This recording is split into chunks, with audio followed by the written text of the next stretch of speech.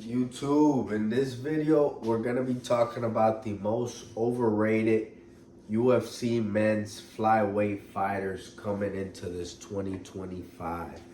I personally think Kai Kara France is an overrated UFC fighter. He has a record of 25-11. I've seen that Kai Kara France, for the most part, doesn't have a big frame. He is mainly a kickboxer. He does have heavy hands. He's coming off the knockout on Steve Erceg. But I don't think Kai Kara France is the best wrestler and grappler.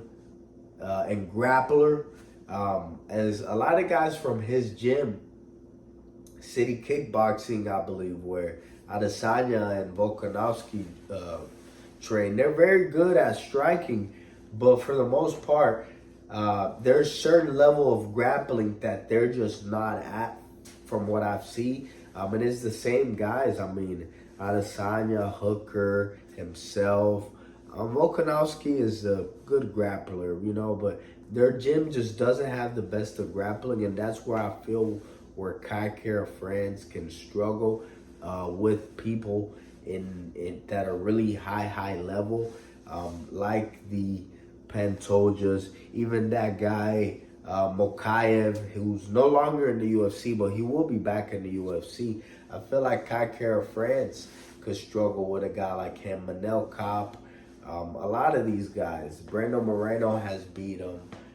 So Kai Kara France, I don't see him getting to the championship. He's ranked right at number 5. There's better fighters in that weight class, which I will be breaking down, that are up and coming fighters. People just seem to think that that weight class is dead. It's not dead. It's just the fighters are very up and coming and far back in the rankings. That flyweight division has been stuck for a long time now. But I will say another guy that I think is personally overrated is going to be Amir Albazi. He's not a bad fighter, but the reason he's a little bit overrated, he's 17-2. He was 17-1, just lost to Brandon Moreno by unanimous decision. He is coming off of a heart surgery, and he wasn't active for about a year or so before fighting Brandon Moreno. I just don't think that Amir Albazi has enough on the feet. And when you don't have enough on the feet and certain guys can defend your grappling and can neutralize your grappling, you have to have a certain amount of level on the feet, which I don't think Amir Albazi has, which definitely showed in the Brandon Moreno fight, because Brandon Moreno was just tagging him all types of ways he wanted. So not too much to speak on with Amir Albazi. He's just not at a level on the feet where I think he can contend for a championship, where I don't think he's gonna be in that top of the ranking for too long. And yeah, basically I just don't think he is as good as his record might seem, which is 17-2 right now. I think he's a little bit overrated.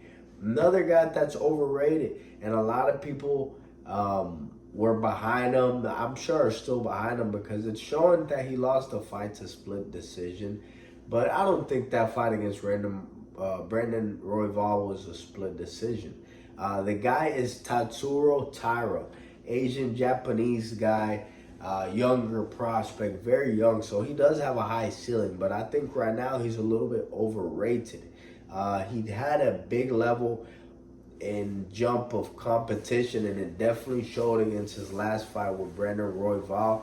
Brandon Royval is just too good, too versatile. He's very, very, very agile, and Brandon Royval negated his wrestling and his jiu-jitsu and grappling, and Brandon Royval just showed to overwhelm Tatsuro Taira and to have a lot more cardio than him. So I believe Tatsuro Taira is a prospect and is good, but right now he's a little bit overrated because I know he's not at the level that the UFC was trying to push him.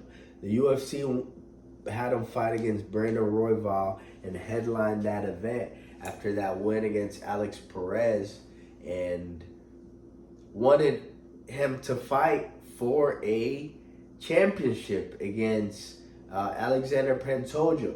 That didn't happen, and they went and got another Japanese Asian fighter because that's what they wanted at the end of the day, for Pantoja to fight. And that's what happened. I mean, I don't think Tatsuro Taira is just far along yet in his striking. I think he, depending on who they match him up with, he might take some losses, but he does have a bright future. I just think right now, based on where he's at in his MMA skill set career, needing to work a little bit on his cardio and on his striking, I think he's a little bit overrated. Thank you guys so much. Hope you guys liked the video. I'm going to be talking about the most underrated fighters next. Appreciate y'all.